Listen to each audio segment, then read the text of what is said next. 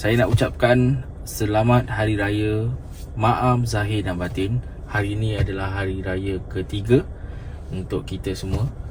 Jadi pada anda-anda semua yang Mr. Adam ada buat salah ataupun terkasar bahasa, tersalah kata ataupun tersalah tulis, saya mohon 10 jari maaf pada anda semua. Okey, tanpa melengah lagi, saya ingin menceritakan sedikit penceritaan. Saya dah tukar chapter 3 untuk pergi ke chapter 4, dan ini adalah sebenarnya chapter 4 tapi kita tukar kepada chapter 3 sebab chapter 3 yang sebelum ini ada sedikit penambahan apabila perjumpaan benda kedua.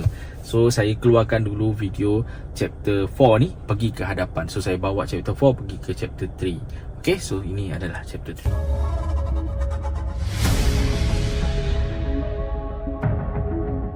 Pada bulan Ramadan, kita pun tahu jin ataupun setan-setan diikat.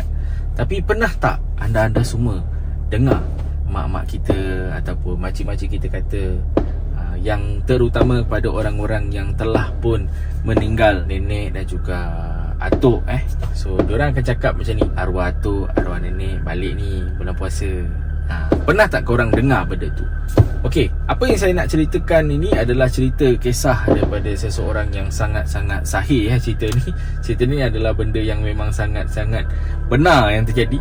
Okey, dekat satu rumah ni memang dulunya diduduk oleh nenek dan juga atuk. Setelah meninggal, cucu-cucu diorang yang berada di Kuala Lumpur pulang ke Johor Bahru untuk mereka membersihkan rumah. Kira pakcik dia duduk berdekatan dengan rumah tu, adalah kadang-kadang dia bersihkan rumput semua. Tapi apa yang lebih menarik sekali lagi, jiran-jiran yang sebelah-sebelah rumah tak tahu yang nenek ni dan juga atuk ni dah meninggal. Sebab apa?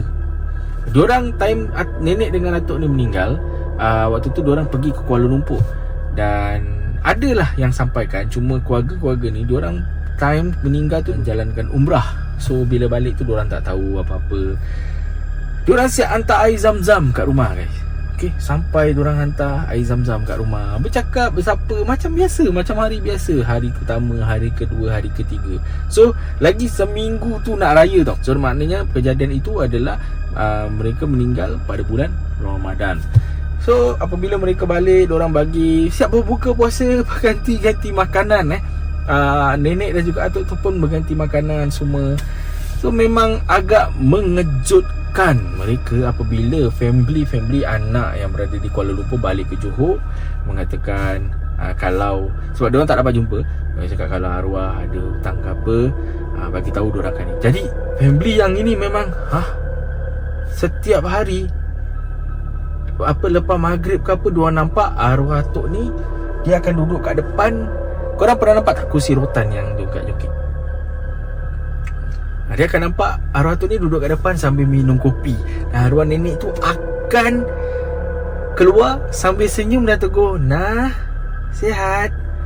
Tapi apa yang lagi memeranjatkan adalah apabila diorang dah tahu dalam masa seminggu tu kejadian tu, dalam masa seminggu tu kejadian tu berlarutan, diorang mula flashback balik dan mereka nampak pergerakan yang sama, ayat yang sama, soalan yang sama dan juga senyuman yang sama. Bayangkan setiap hari keluar, "Nah, sihat, makan, nak lauk tak?" Dan atuk tu akan angkat gelas, minum sambil senyum. Sebab diorang cakap sebelum diorang pergi umrah, sebelum arwah meninggal, diorang tahu arwah ni karakter dia, atuk ni ada karakter dia sangat macam garang tapi baik. Dan nenek ni memang dia peramah macam tu, tapi dia jarang-jarang untuk berkongsikan makanan sebab dia risau makanan dari masa tu tak sedap. Sebab orang-orang tua ni tahulah makanan-makanan diorang tu kurang manis, kurang garam semua kan. Dia takut orang lain rasa tak sedap dekat masakan diorang. Tapi apa yang lagi menarik, family ni cakap makanan tu sedap sangat-sangat, sangat-sangat sedap. Bayangkan seminggu puasa tu, lepas diorang balik umrah tu, diorang makan makanan makcik tu je. Diorang masak tu, diorang tak sentuh pemasakan tu. Memang sangat menyeramkan. Apabila keadaan tu mula rasa macam anak-anak ni macam terkejut, ya biar betul mak aku ada kat rumah. Bila diorang buka pintu saja, mereka nampak rumah itu sangat-sangat bersih, seperti ada orang yang mengemas untuk persiapan hari raya. Saya cakap ni, saya meremang sebab benda ni betul-betul terjadi di Johor Bahru. Cuma saya rahsiakan lah sebab ni orang ni pun kenalan saya. Dan baru saja berlaku. Ini adalah benda yang baru saja berlaku adalah tahun ini. Okay. So memang memelikkan sangat-sangat, memelikkan sangat-sangat. Sebab apa? Apa yang berlaku lepas diorang dah masuk, diorang tengok ada persiapan, ada kuih raya semua. Bayangkan ada kuih raya semua, tapi tak ada lalu di rendang semua, tak ada lah. So, dan diorang pun just kuatkan hati. Diorang rasa mungkin Abang Main siapkan kot. So, Abang Main sekarang tak ada. Abang Main tu dia pergi ke Labuan sebab anak dia ada masalah kat sana. So jadi diorang rasa apalah Abang Main kat sana kan, so, mungkin Abang Main lah ni siapkan dulu. Apabila diorang pun dah siap semua, diorang dah masuk dalam rumah, diorang masih lagi terfikir siapa sebenarnya ni kan. Diorang tak nak fikir bukan-bukan lah sebab diorang dah nak menyambut Hari Raya Aidilfitri kan. So yang benda mengejutkan lagi, kerusi rotan itu bergerak sekali lagi seperti ada orang yang sedang duduk sambil joget. Memang menyeramkan. Dan benda ni dia tak mengganggu, cuma dia nak seperti ingin menunjukkan kehadiran dia dekat situ. Dia tak mengganggu, tak ada dihempas barang, pecahkan kaca, tak ada. Cuma ada pergerakan demi pergerakan, seperti kuih ni seperti dibuka, ada orang makan. Bila anak-anak dia tutup balik, nanti dia orang sedar lagi benda tutup buka. Makin lama makin kurang kuih tu. So mana pergi kuih tu? Wallahu alam bisawab. Saya pun tidak pasti dan saya bukan orang yang aulah dalam ini. Saya cuma berkongsikan kepada anda semua apa yang berlaku di sini. Benda ni pernah terjadi 2 tahun lepas dan tahun ini terjadi sekali lagi kepada family baru jiran sebelah. So itu yang membuatkan saya sangat-sangat tertarik untuk menceritakan dan berkongsi kepada anda. Kalau korang pernah alami benda-benda macam ni, tulis di ruangan komen, adakah benar benda ini pernah terjadi pada korang. So ini memang agak-agak mind blown bagi saya.